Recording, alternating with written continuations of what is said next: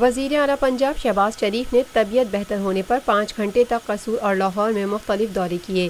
وزیر اعلیٰ کے قصور میں بھٹہ کے دورے پر وزیر اعلیٰ کو دیکھ کر لوگوں کی بڑی تعداد جمع ہو گئی اور انہوں نے شہباز شریف زندہ باد کے نعرے لگائے۔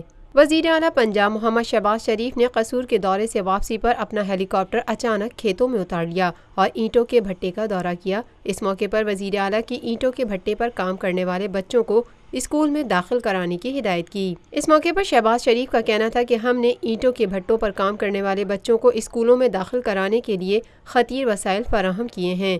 بھٹوں پر بچوں سے مشقت کسی صورت برداشت نہیں۔ ان بچوں کے ہاتھوں میں قلم اور کتاب دی ہے، دوبارہ گرد آلود نہیں ہونے دوں گا۔ وزیر اعلیٰ پنجاب کا مزید کہنا تھا کہ قوم کے معماروں کو محفوظ مستقبل دیا ہے، ان بچوں کا مستقبل تعلیم سے جڑا ہے۔